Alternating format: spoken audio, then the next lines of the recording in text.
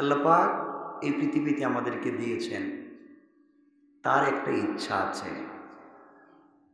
ইচ্ছা হচ্ছে মামা খালাকতুল জিন্না ওয়াল ইনসা ইল্লা লিয়াবুদুন। আল্লাহর ইচ্ছা হচ্ছে এই পৃথিবীতে তিনি মানুষকে এবং জিন্নাতকে তৈরি করেছেন শুধুমাত্র কেবলমাত্র তার গোলামের জন্যে, তার ইবাদতের জন্যে। আল্লাহ বলছেন ওমা খালাকতুল জিন্না ওয়াল ইনস, আমি জিন্নাত এবং ইনসানকে সৃষ্টি করিনি, ইল্লা করেছি লিয়াবুদুন, শুধুমাত্র কেবলমাত্র আমার ইবাদতের জন্য। সুবহানাল্লাহ বলেন। আমরা যদি মনে করি যে আমরা ইনসান, আমরা যদি মনে করি, আপনারা কি মনে করেন আমরা ইনসান বলেন, তাহলে আমাদেরকে আল্লাহ বানিয়েছেন উদ্দেশ্য কি? গোলামি করা, আল্লাহর ইবাদত করা, আল্লাহর দাসত্ব করা। অর্থ দাঁড়ালো এই পৃথিবীতে সুস্থ মস্তিষ্ক যতক্ষণ পর্যন্ত থাকবে, চলার পথে কেবলমাত্র শুধুমাত্র গোলামি হবে কার? ইবাদত হবে কার? আল্লাহ। তা যদি সত্য হয়, আমাদের ঘুম থেকে জাগ্রত হওয়া এবং আবার ঘুমিয়ে যাওয়া পর্যন্ত আমরা যত কাজকর্ম করে থাকব, সকল কাজকর্ম হতে হবে আল্লাহর ইবাদতের নিয়তে। আমি যদি ঘুমিয়ে যাই, সেটা হতে হবে আল্লাহর ইবাদতের উদ্দেশ্যে। আমি যদি ঘুম থেকে জাগ্রত হই, সেটাও হতে হবে আল্লাহর ইবাদতের উদ্দেশ্যে। আমি যদি ওয়াশরুমে যাই, বাইতুল খালায় যাই, ওযু ইস্তেনজার জন্য যাই, সেটাও হতে হবে আল্লাহর ইবাদতের উদ্দেশ্যে। আমি যদি ব্যবসা বাণিজ্য করি, আমি যা করি সকল কাজকর্ম হবে একমাত্র কেবলমাত্র উদ্দেশ্যে কার? তা যদি সত্য হয়, তা যদি সত্য হয়, তাহলে অর্থ দাঁড়াচ্ছে এই পৃথিবীতে চলবার পথে সকল কাজে করবে আমরা হুকুম মানব কার? সবাই বলেন। আমরা নামাজ পড়বো কার জন্যে? রোজা রাখবো কার জন্যে? সত্য বলবো কার জন্যে? মিথ্যা বলবো কার জন্যে? এটা আল্লাহর জন্য। মিথ্যা কথা বলবেন, মিথ্যা কথা বলা যাবে না। মিথ্যা হচ্ছে সকল পাপের মা, সকল পাপের মা হচ্ছে মিথ্যা। একটা মিথ্যা দিয়ে এই পৃথিবীকে ধ্বংস করা যায়। মানে রাখবেন, একটা মিথ্যা দিয়ে একটা পরিবারকে ধ্বংস করা যায়। একটা মিথ্যা দিয়ে স্বামী স্ত্রী সম্পর্ককে নষ্ট করা যায়। একটা মিথ্যা দিয়ে মা বাবার সম্পর্ক, ছেলে মেয়ের সম্পর্ক, ভাই বোনের সম্পর্ক, ভাই ভাইয়ের সম্পর্ককে ধ্বংস করা যায়। একটা মিথ্যার মাধ্যমে এই পৃথিবীকে ধ্বংস করে দেওয়া যায়। সুতরাং আমরা বেঁচে থাকতে হলে অবশ্যই মিথ্যাকে ছেড়ে দিতে হবে। ইনশাআল্লাহ বলেন, সবাই বলেন। আল্লাহ বলছেন তিনি যাকে সৎ পথের জন্য পথ প্রদর্শন করেন, তিনি যাকে সৎ পথে চালাতে চান। কোন পথে? ব্যবসায় সৎ, চলাফেরায় সৎ, কথাবার্তায় সৎ, উঠা বসায় সৎ, লেনদেনে সৎ, পরিবারে সৎ, বন্ধু বান্ধবে সৎ, কাজে কর্মে সৎ। এক কথায় চলার পথে সকল সেক্টরে যেই লোকটা সৎ হতে চায়, আল্লাহ বলেন তার উপরে আমার রহমত বর্ষিত হয় এবং আমি নিজে তার সিনাকে খুলে দেই। সুবহানাল্লাহ পড়েন। এই কথা আল্লাহ তাআলা, আমরা যে আয়াত পড়েছি 126 এর উপরের আয়াত, অর্থাৎ এই পৃষ্ঠার শুরুর 125 নম্বর আয়াতে আল্লাহ বলছেন ফামাই ইউরিদিল্লাহু আইয়াহদিয়াহু ইয়াশরাহ সাদরাহু লিল ইসলাম। আল্লাহ বলছেন আল্লাহ পাক যাকে পথ প্রদর্শন করতে চান, তার বক্ষকে ইসলামের জন্য তিনি উন্মুক্ত করে দেন। সুবহানাল্লাহ বললেন। আল্লাহ যাকে সৎ পথে প্রদর্শন করতে চান। কোন পথে? চুরি করা সৎ পথ, মিথ্যা কথা বলা সৎ পথ, হারাম খাওয়া সৎ পথ না। আল্লাহ যাকে সৎ পথে চালাতে চান, চুরি থেকে বাঁচাতে চান, জেনা থেকে বাঁচাতে চান, মাদক থেকে বাঁচাতে চান, হারাম থেকে বাঁচাতে চান, অশ্লীলতা থেকে বাঁচাতে চান, অন্যায় নোংরামি থেকে বাঁচাতে চান, অবৈধতা থেকে বাঁচাতে চান, এক কথায় আল্লাহ যাকে পৃথিবীর সকল অন্যায় থেকে বাঁচাতে চান তাকে নিজে পথ প্রদর্শন করে তার সিনাকে ইসলামের জন্য খুলে দেন। সকলে একটু জোরে পড়েন না সুবহানাল্লাহ। অনেকগুলা নিদর্শন ইসলামের ইতিহাসে আছে। এরপরে আল্লাহ রাব্বুল ইজ্জতুল জালাল বলছেন ওয়ামাই ইউরিদ আন ইউদিল্লাহু ইয়াজআল সাদরাহু দায়িকান হারাজান কাআন্নামা ইয়াসআদু ফিস সামা। আল্লাহ বলছেন আর তিনি যাকে বিপদগামী করতে চান, কে? কথা কি বুঝতে পারতেছেন? আমি বিপদগামী করতে চাই, আপনারা করতে চান, আমাদের মুরব্বী কি করতে চায়? করতে চাচ্ছেন কে? সবাই বলেন কে? বুঝবেন, আল্লাহ বলছেন আমি যাকে বিপদগামী করতে চাই তার বক্ষকে সংকীর্ণ করে দেই, তার দিলকে ছোট করে দেই। দান করতে দিল ছোট, পয়সার অভাব নাই, সব কাজে ব্যয় করে। রিক্সাওয়ালাকে 2 টাকা বেশি দিতে গেলে চর থাপ্পড় দেয়। আপনার জানা মতো এটা ঢাকা শহরে হয়নি। সে রেস্টুরেন্টে 500 টাকা খেয়ে 200 টাকা ওয়েটারকে বকশিস দেয়, আছে না নাই?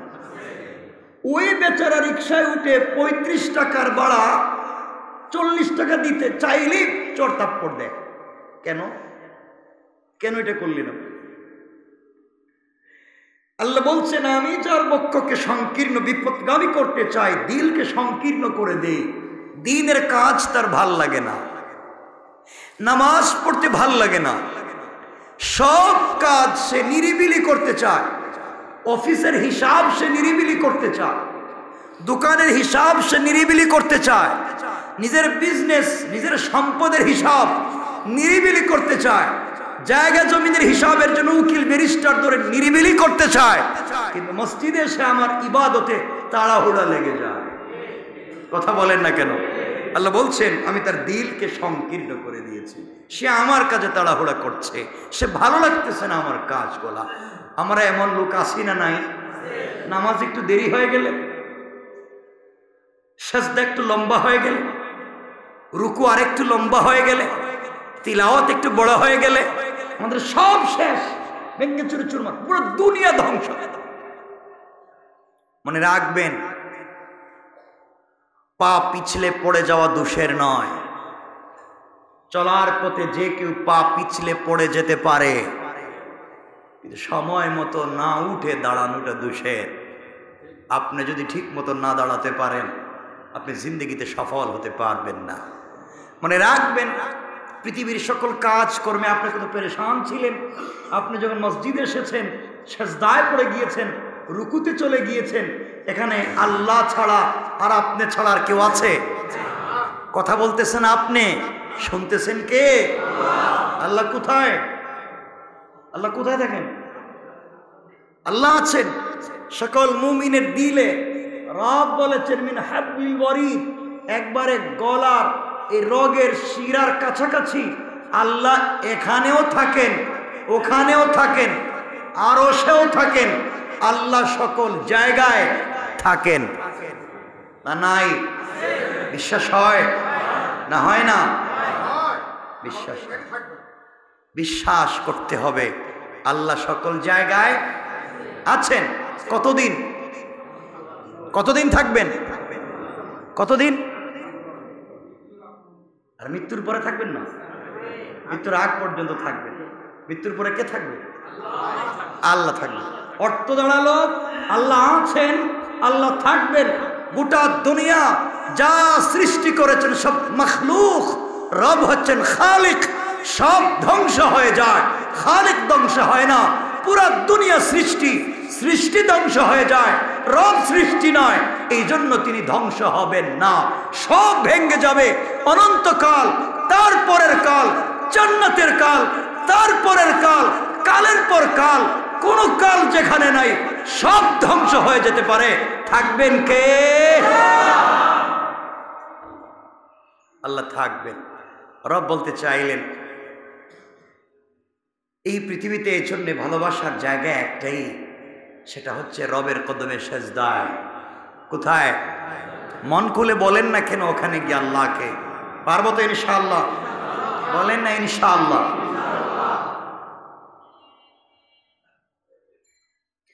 আল্লাহ বলছেন যাকে তিনি বিপদগামী করতে চান তার দিলকে সংকীর্ণ করে দেন। এতটুকুন বলে শেষ করলেন না, যায়িকান হারাজান কান্নামা ইয়াসাদু ফিস সামা।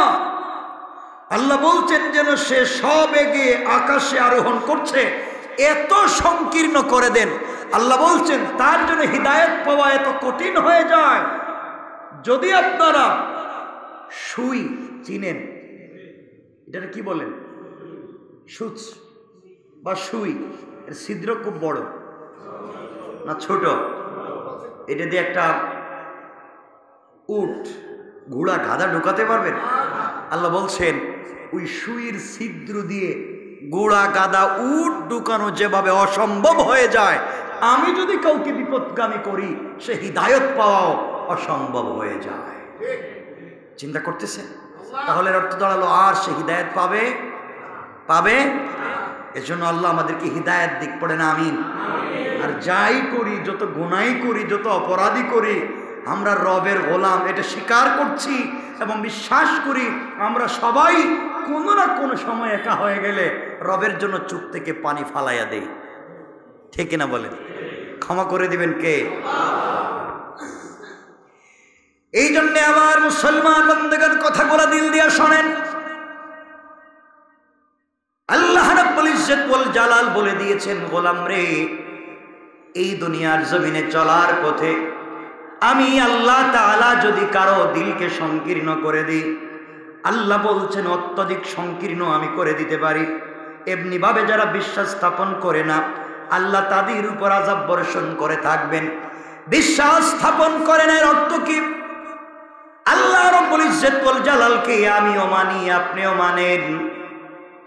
এই কথার অর্থ শুধু মুখ দিয়ে মানলাম তা নয়, বাস্তবে যদি প্রমাণ করতে না পারি, আমরা যদি কাজে কর্মে দেখাইয়া দিতে না পারি, আল্লাহকে আল্লাহ বলে গ্রহণ করেছি, চলার পথে যদি আল্লাহকে আল্লাহ বলতে না পারি, চলার পথে কাজে কর্মে, ব্যবসা বাণিজ্যে, পরিবার চালাতে, সকল কাজে যদি আল্লাহর হুকুম ফলো করতে না পারি, আপনি আমাকে বলবেন ব্যবসার জন্য পেরেশান ছিলাম, পরিবারের কাজ করতে গিয়ে আমি দ্বীনের কাজ করতে পারি নাই। কিয়ামতের দিনে আল্লাহ রাব্বুল ইজ্জত ওয়াল জালালের সামনে আপনাকে আমাকে যখন দাঁড়িয়ে যেতে হবে, ওই সময় যদি আল্লাহ রাব্বুল ইজ্জত ওয়াল জালালের সামনে দাঁড়িয়ে আল্লাহ যদি জিজ্ঞাসা করে, গোলাম রে বলো কেন তুমি ঠিক মতো আমার ইবাদত করতে পারলে না, আমি আপনি জবাব দিতে পারি, আল্লাহ তাআলা সম্পদ অনেক বেশি ছিল, হিসাব করতে করতে দায়িত্ব অনেক বড় ছিল, কাজ করতে করতে ঠিক মতো তোমার ইবাদত করতে পারি নাই। আল্লাহ রাব্বুল ইজ্জত ওয়াল জালাল ওই জায়গার মধ্যে পয়গম্বর সুলাইমানকে দাঁড় করিয়ে দিতে পারেন আর বলতে পারেন, শোনো গোলাম, তুমি হয়তো এলাকার লিডার ছিলে, একটা দেশের লিডার ছিলে, তোমার সম্পদ হয়তো কয়েক হাজার কোটি টাকার ছিল, আর এর চাইতে বেশি নয়। আমার সুলাইমানকে আসমানের নিচে, জমিনের উপরে গোটা দুনিয়ার রাজত্ব আর বাদশাহী আমি দিয়েছিলাম। তার সম্পদ কম ছিল না, পৃথিবীর জিন্নাতেরা তার তখ্ত নিয়ে ঘোরাফেরা করত, যার কথায় বাতাস তার বিছানা, বাতাস তার সিংহাসন নিয়ে যেত। যিনি পাখির ভাষা বুঝতেন, গোটা সৃষ্টির ভাষা যিনি বুঝতেন, এমন একজন মানুষ গোটা দুনিয়ার বাদশাহ হওয়ার পরেও কোনোদিন আমি আল্লাহকে ভুলে গেলেন না। যখন ইবাদত করবার কথা ছিল করলেন, যখন আমাকে স্মরণ করবার কথা ছিল করলেন। তুমি কেন করতে পারলে না? এই জন্যে কথাটা আল্লাহর কাছে বললে গ্রহণযোগ্য হবে না। আল্লাহর কাছে যদি আপনাকে আমাকে ডাকা হয় আর যদি বলা হয়, বলো গোলাম ঠিক মতো তুমি কেন আমার ইবাদত করলে না, আমি আপনি যদি জবাব দিই আল্লাহ তাআলা অত্যধিক অসুস্থ ছিলাম, এত অসুস্থ ছিলাম বিছানায় পড়ে গিয়েছিলাম, এই জন্যে তোমার ইবাদত ঠিক মতো করতে পারি নাই। আয় আল্লাহ, ঠিক মতো সালাত পড়তে পারি নাই, ঠিক মতো হালাল খাবার খেতে পারি নাই, ঠিক মতো তোমার নাম জপ করতে পারি নাই অসুস্থতার কারণে। আল্লাহ তোমার আমার সামনে হযরতে আইয়ুবকে ডাক দিয়া বলবেন, আইয়ুব বলে দাও, এই পৃথিবীতে তোমার চাইতে বড় অসুস্থ আর কে ছিল, যে আইয়ুবের মাথার চুলের গোড়া থেকে পায়ের পাতা পর্যন্ত অসুস্থ, পচে দুর্গন্ধ হয়ে গিয়েছে, বডি থেকে এক একটা করে পোকা পড়তেছে, শরীরের গোশত, শরীরের চামড়া সবগুলা পোকা খেয়ে ফেলবার পরে যখন হাড্ডিতে মুখ লাগিয়েছে, আইয়ুব ব্যথায় কাতরে উঠলেন, চিৎকার করে বলছেন, আল্লাহ তাআলা, শরীরে এক টুকরা গোশত নাই, চামড়াও নাই, হাড্ডি পর্যন্ত পোকায় মুখ দিয়েছে, বড় শক্ত করে কামড় দেয়, শরীরে গোশত পায় না, এই জন্যে বড় শক্ত করে কামড় দেয়, ব্যথা হয়। আয় আল্লাহ, যত কষ্ট হোক না কেন তুমি আমাকে এতটুকুন সুযোগ দাও, এই কষ্টে পড়ে যেন তোমার নামের জিকির আমি ছেড়ে না দে। আল্লাহু আকবার। এত সুস্থ হয়ে গেলেন। আপনারা সকলেই জানেন সেই আইয়ুবকে এক পর্যায়ে এলাকার মানুষ মিলে, প্রতিবেশী মিলে, আত্মীয় স্বজন মিলে, সবাই মিলে তারা সবাই তাকে জঙ্গলে ফেলে দিলেন, ময়লা কাপড় দিয়ে ধরে জঙ্গলে ফেলে দিলেন। 1 কিলোমিটার থেকেও বেশি জায়গা আইয়ুব আলাইহিস সালামের শরীরের দুর্গন্ধ ভরে যায়, কেউ কাছে যায় না। কত বড় পরীক্ষা, স্ত্রীরা পর্যন্ত চলে গিয়েছে, কেউ তার কাছে নাই। আইয়ুব আলাইহিস সালাতু ওয়াস সালাম এমন কষ্টে পড়ে গিয়েছেন, একদিন তিনি আল্লাহর নামের জিকির করবেন, তাকাইয়া দেখেন পোকাগুলা তার জিহ্বায় কামড়ায়, পুরা বডি শেষ করে ফেলেছে, জিহ্বায় মুখ লাগিয়ে দিয়েছে। এবার আইয়ুব আল্লাহকে ডাক দিয়ে বলেছেন, আল্লাহ, এত কষ্টে পড়েছি, এত ব্যথা অনুভব করেছি, তোমার কাছে কোনো অনুযোগ নাই, অভিযোগ নাই। আয় আল্লাহ তাআলা, এই মুহূর্তে দেখতেছি পোকাগুলা আমার জিহ্বায় কামড় দেয়, আল্লাহ পুরা বডি খেয়ে ফেলেছে, আমার কষ্ট লাগে না, তুমি জিহ্বা ভালো রেখেছিলা, এই জিহ্বা দিয়েও তোমার নামের জিকির করতে পারছি। আয় আল্লাহ, এই মুহূর্তে পোকাগুলা আমার জিহ্বায় ধরে ফেলেছে, আমার জিহ্বা যদি খেয়ে ফেলে কি দিয়া তোমার নামের জিকির করব? রব, তোমার কি দয়া লাগে না? তোমার কি একটু আইয়ুবকে মায়া লাগে না? সব চলে যাক, আমার আপত্তি নাই, জিহ্বাটা রেখে দাও, আমার প্রয়োজনে নয়, আমি যেন মৃত্যুর আগ পর্যন্ত এই জিহ্বা নাড়াইয়া নাড়াইয়া তোমার নামের জিকির করতে পারি। বলেন সুবহানাল্লাহ। আল্লাহ খুশি হয়ে গেলেন, অনেক লম্বা ইতিহাস, রব খুশি হয়ে গেলেন, লম্বা ইতিহাস। আইয়ুবকে সুস্থ করে দিলেন, যা হারিয়ে ফেলেছিলেন আল্লাহ সব তাকে দিলেন, সেটা লম্বা ইতিহাস, আমরা সেই দিকে কথা বলতে চাই না। আল্লাহ রাব্বুল ইজ্জত ওয়াল জালাল আমাকে আপনাকে যদি দাঁড় করে বলেন, গোলাম রে করলে না কেন ইবাদত, আমি আপনি যদি বলি অসুস্থ ছিলাম বিছানায়, এই জন্য ইবাদত করতে পারি নাই, আল্লাহ তাআলা আইয়ুবকে দাঁড় করাইয়া দিবেন, আর বলবেন তুমি তো আইয়ুবের চাইতে বড় অসুস্থ ছিল না, আমার আইয়ুব যদি এত অসুস্থ হওয়ার পরেও 1 মিনিটের জন্য আমি আল্লাহকে ভুলে গেল না। তুমি কেমনে ভুলে গেলা? তুমিও তো আইয়ুবের মতো মানুষ ছিলা। এই জন্য কোনো কারণ দেখায়া কিয়ামতের দিনে বাঁচা যাবে না।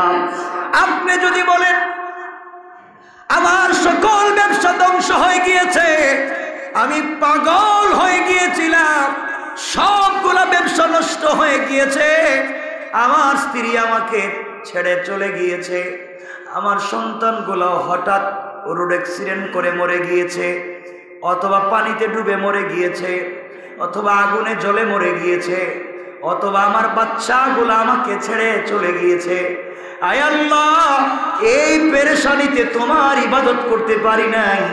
আল্লাহ আইয়ুবকে আবার দাঁড় করাবেন আর বলবেন, শোনো রে মানুষেরা, আমার আইয়ুব যখন অসুস্থ হয়ে গেল, তার সকল স্ত্রীরা তাকে ছেড়ে চলে গেল, কেউ কাছে যায় না। ইতিহাসে পাওয়া যায় একজন স্ত্রীর কথা, যার নাম রাহিমা। ওটা লম্বা ইতিহাস, ওদিকে যেতে চাই না। সব স্ত্রীরা চলে গিয়েছে, এমনকি তার সমূহ সম্পত্তি ধ্বংস হয়ে গিয়েছে, ছাই হয়ে গিয়েছে। হাজার হাজার কোটি কোটি কোটি টাকার সম্পত্তি ছাই হয়ে গিয়েছে। আইয়ুবের সকল ছেলে মেয়েরা মরে গিয়েছে, আইয়ুবের সকল ছেলে মেয়েরা মরে গেল, সবগুলা সম্পত্তি ধ্বংস হয়ে গেল, সবগুলা স্ত্রী চলে গেল। আমার আইয়ুব বাবাকে ছেড়ে চলে গেল না, আমিও আমার আইয়ুবকে ছেড়ে দিলাম না। বলো রে বান্দা, কেন তুমি আমাকে ছেড়ে দিলা? এইভাবে কোন কাজ দেখায়া কিয়ামতের দিনে আল্লাহর আদালত থেকে বাঁচা যাবে না। এই জন্য 2 হাত জোড় করে বলছে মুসলমানেরা, আল্লাহর আদালতে কোন কাজ দেখায়া, কোন কারণ দেখায়া বাঁচা যাবে না। একমাত্র কেবলমাত্র যদি আল্লাহর কদমে পড়ে যায়, আল্লাহকে সন্তুষ্ট করতে পারি, আল্লাহর ভালোবাসা নিয়ে যেতে পারি। গোটা দুনিয়া যদি আমার বিরুদ্ধে চলে যায়, পুরো সৃষ্টিও যদি আমার বিরুদ্ধে চলে যায়, কেউ যদি আমাকে পছন্দ না করে, সবাই যদি আমাকে দূর দূর করে তাড়িয়ে দেয়, আর আল্লাহ তাআলা যদি আমাকে তার কলিজা দিয়ে ভালোবাসে, হেদায়েতের পথে পরিচালিত করে দেয়, আল্লাহ বলছেন, গোলাম রে, আমি আল্লাহ কথা দিলাম। এরপরে আয়াতে বলছেন, লাহুম দারুস সালামি ইনদা রাব্বিহিম ওয়া হুয়া ওয়ালিয়ুহুম বিমা কানু ইয়ামালুন। আল্লাহ রাব্বুল ইজ্জতুল জালাল বলেছেন, গোলাম রে, তুমি যদি আমার পথে চলতে পারো, আমাকে ভালোবাসতে পারো, সবাই ছেড়ে দিতে পারে, তুমি যেভাবে আমাকে দুনিয়ায় ছেড়ে দেও না, কিয়ামতের দিনও আমি তোমাকে ছেড়ে দেব না। দুনিয়ায় সবাই যদি তোমাকে ছেড়ে দেয়, আঘাত করে, কষ্ট দেয়, একমাত্র আমাকে যদি সন্তুষ্ট করতে পারো, কিয়ামতের দিনে পুরা সৃষ্টির সামনে আমি আল্লাহ তোমার নাম ধরে দাঁড় করাইয়া, আমি রাসূলে পাকের মিজাজে হাউজে কাউসারের পানি পান করাইয়া, আমার আরশে আজিমের ছায়ার নিচে জায়গা দিয়া, বিনা হিসাবে তোমার জন্যে আমার তৈরি দারুস সালাম রেখে দিলাম।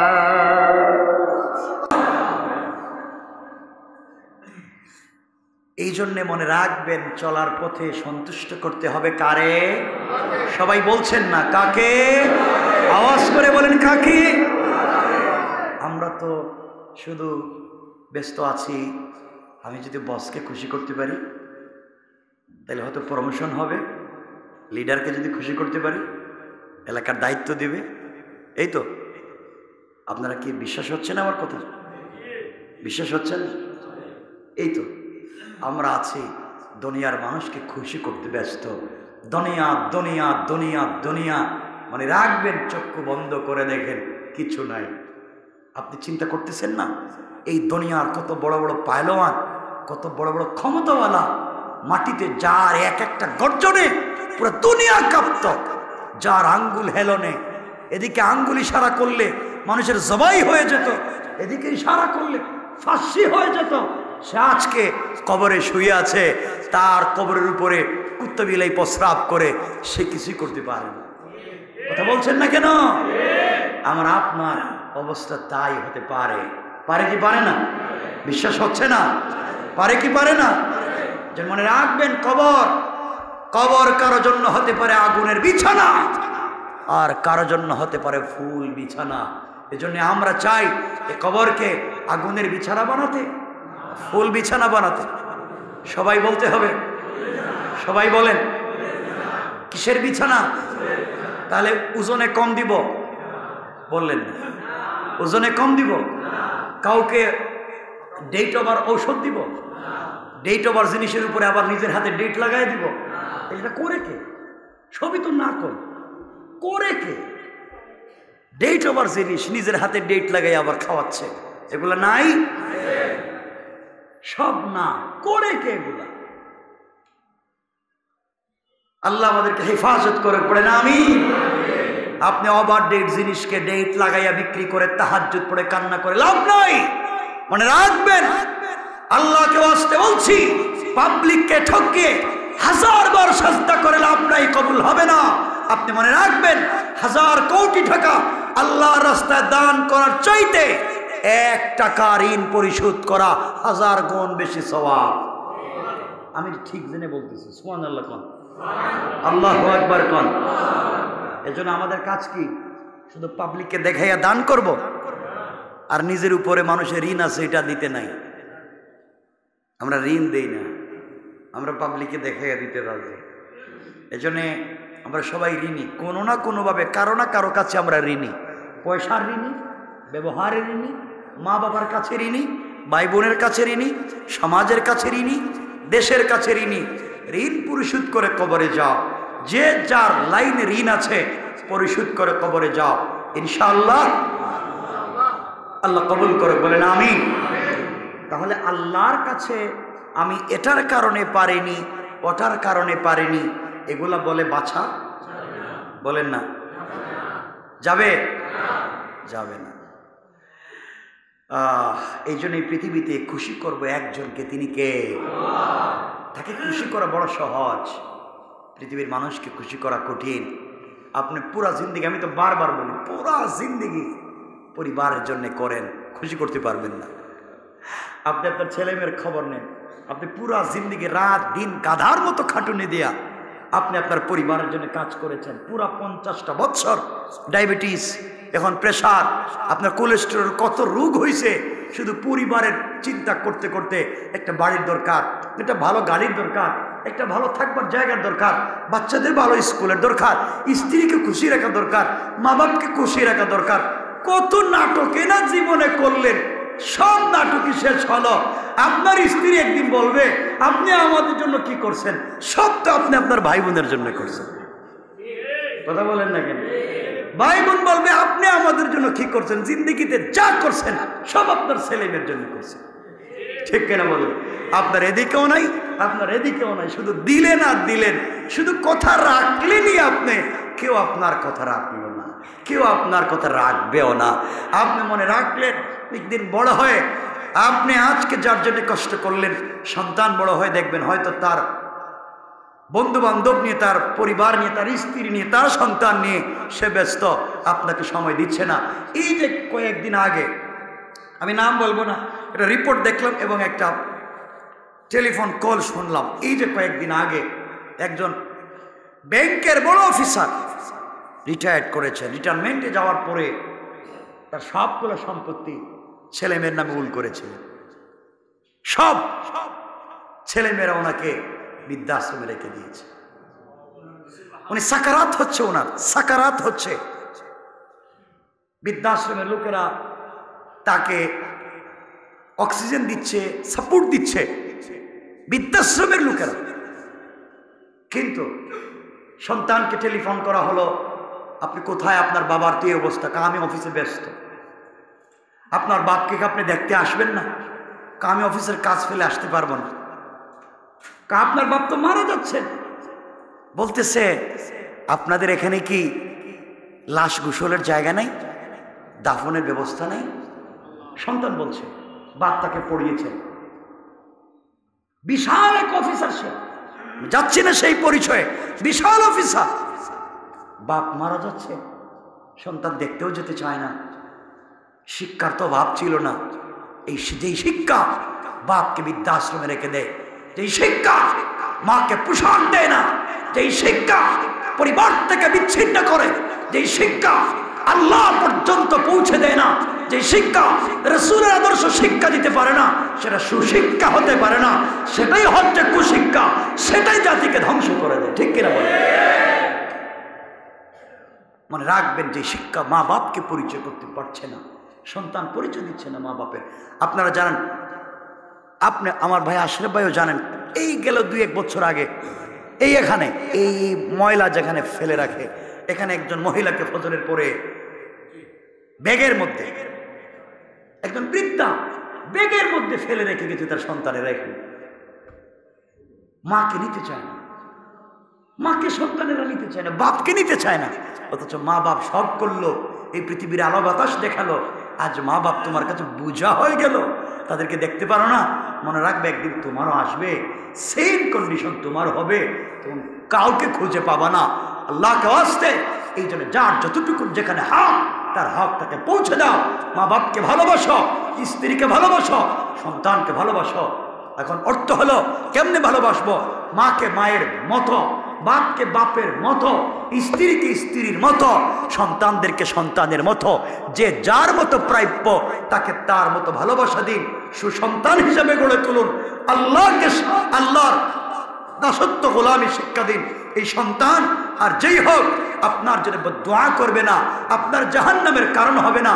বৃদ্ধ বয়সে আপনার খেয়ে, আপনার থেকে, আপনার টাকায় বানানো বাড়িতে ঘুমিয়ে, আপনার অফিসের চেয়ারে বসে আপনাকে সন্তান বৃদ্ধাশ্রমে দিবে না।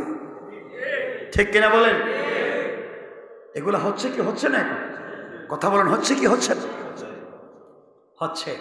মানুষ, আমরা যত উন্নত সোসাইটি আমরা চিন্তা করতেছি আর বলতেছি, দেখেন না উন্নত সোসাইটির অবস্থা, দেখেন না পৃথিবীর জান্নাত খ্যাত দেশগুলোর অবস্থা, যেখানে ফ্যামিলি বন্ডিং নাই, মা বাবার সঙ্গে সন্তানের পরিচয় নাই, যে যার মতো করে চলছে, আল্লাহকে চিনতে পারতেছে না, রাসূলের আদর্শ শিখতে পারতেছে না, যে যার মতো করে চলছে, কিয়ামতের দিন জবাব দিতে হবে। মানে রাখবেন, সন্তান জন্ম দিলেই শুধু হয় না, সন্তান জন্ম দিলেই পিতা হওয়া যায় না। সন্তান সব প্রাণীরই জন্ম দেয়, কুকুরও সন্তান জন্ম দেয়, মানুষও সন্তান জন্ম দেয়। সন্তান জন্ম দিলেই পিতা হওয়া যায় না, যতক্ষণ পর্যন্ত সন্তানকে সুশিক্ষা না দিবেন। ঠিক আছে তো ইনশাআল্লাহ? বলেন না ইনশাআল্লাহ? এজন্য কিয়ামতের দিন কোনো কজ দেখিয়ে কাজ হবে?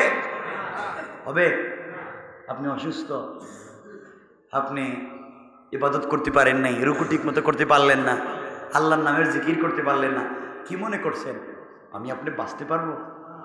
আপনি বলছেন না কেন? কোথাও বাঁচতে পারবো? বাঁচতে পারবো।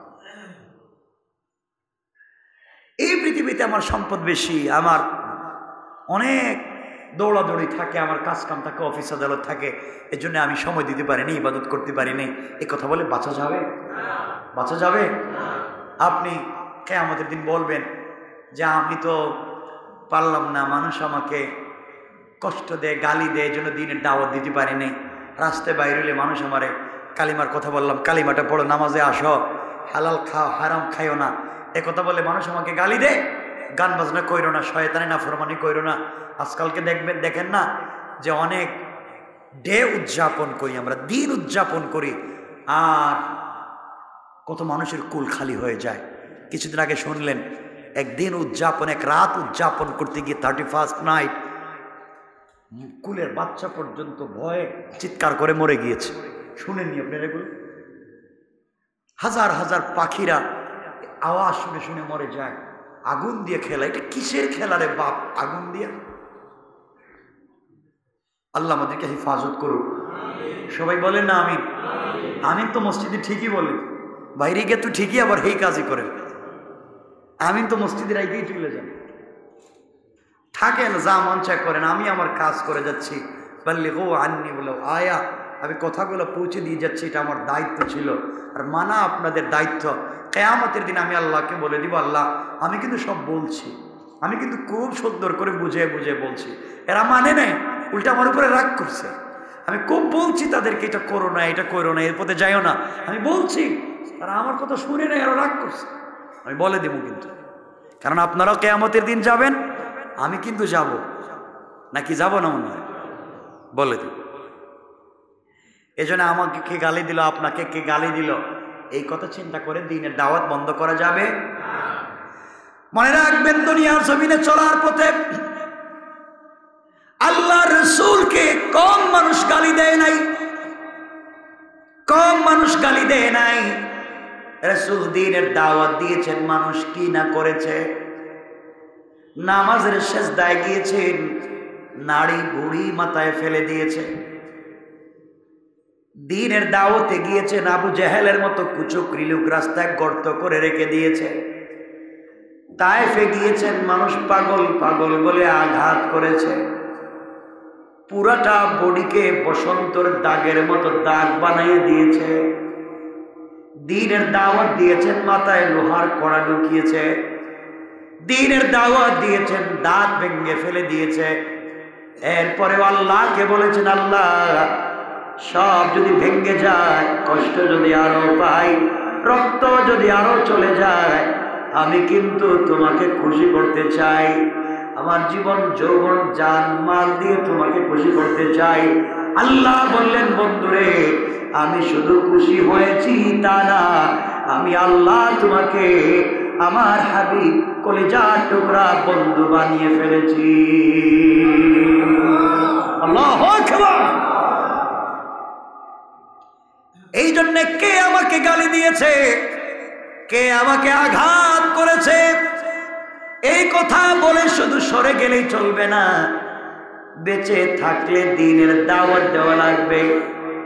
যেখানে যে অবস্থায় থাকেন দ্বীনের দাওয়াত দেওয়া লাগবে। আমার বন্ধুগণ, আপনি বললেন আমার স্ত্রী আমারে জ্বালায়, আমার স্ত্রী আমারে পিডায়। কে পিডায়? বউ। এটা বাংলাদেশে নাই?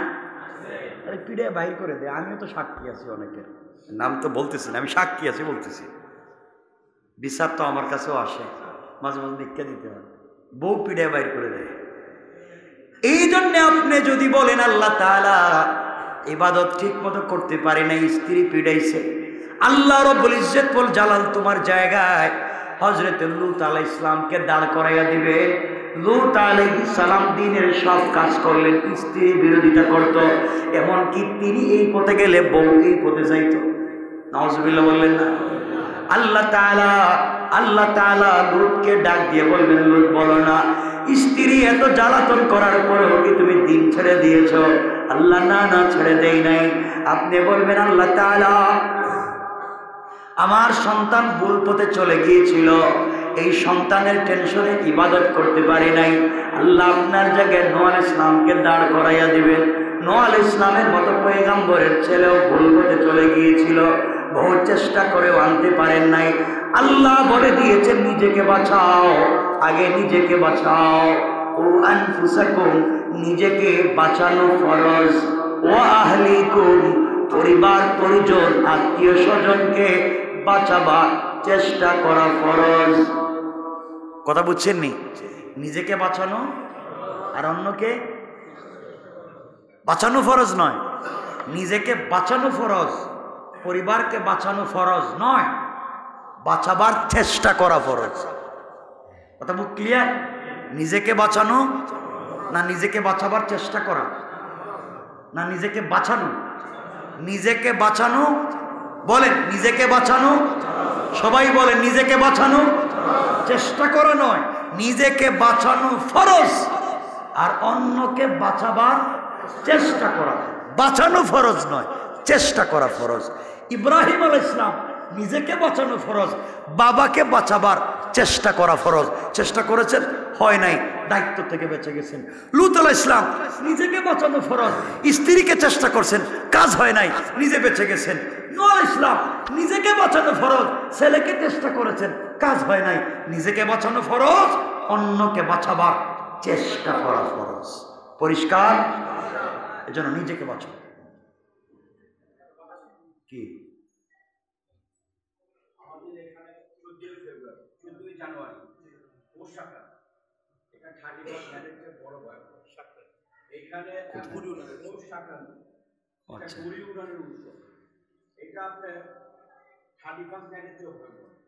এখানে অনেক বাবা আছে যাদের ছেলের জন্য 1,50,000 টাকা বাজেট আছে,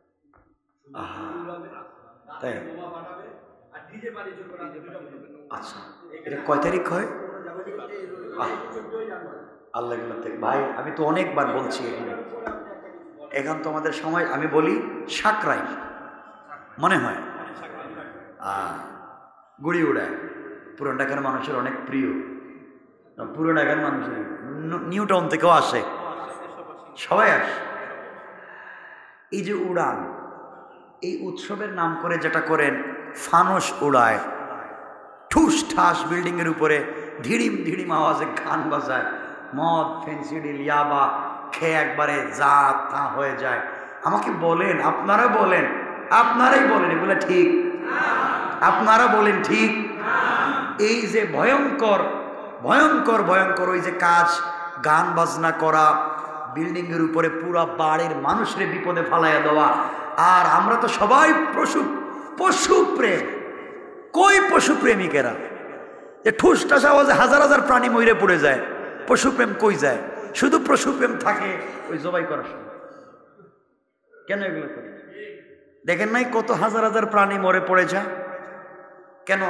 এজন্য আল্লাহর ওয়াস্তে হারাম যেটা হারাম, অন্যায় যেটা অন্যায়, আমরা উৎসবের নাম করে গান বাজনা, ডিজে পার্টি, আমাকে আপনারা বলেন এটা ইসলামে হালাল? আপনারা বলেন হালাল? ছেলে মেয়ে একত্রিত হয়ে নাচ বাজনা, গান বাজনা করে, এই যে মদ ফেন্সিডিল ইয়াবা এগুলা খাইয়া উল্টাপাল্টা হয়ে পড়ে থাকা, এগুলো হালাল? বিশাল ভয়ঙ্কর আওয়াজ দিয়ে গান বাজনা, ট্রাকের উপরে ডেক সেট লাগাইয়া পুরো ঢাকা শহর গরম করে দেওয়া, হালাল? কথা বলেন না কেন?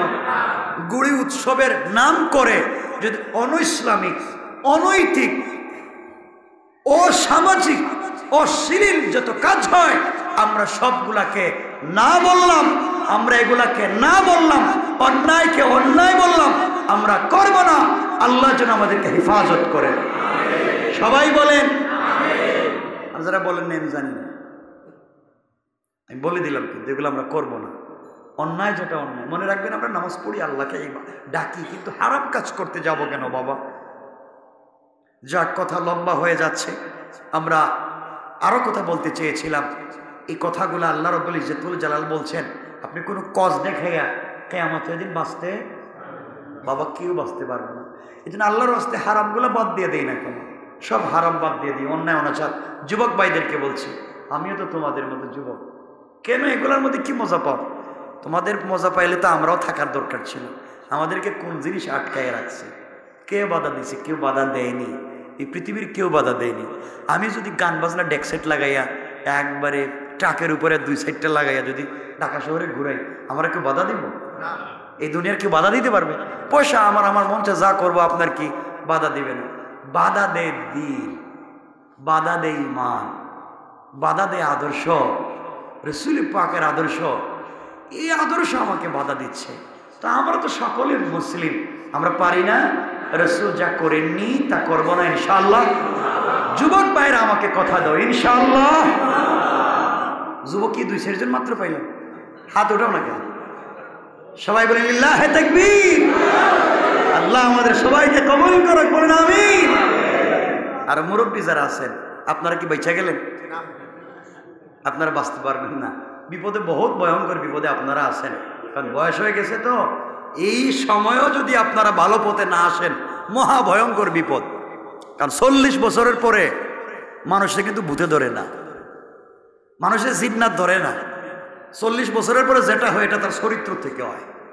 খারাপ পাইয়েন না, মানুষের বয়স হয়ে গেলে অনেকের আমরা এত মেন্টালিটি এত খারাপ হয়, এত রূঢ় হয়, এত শক্ত হয়, ভালো কথারে খারাপ ভাবে।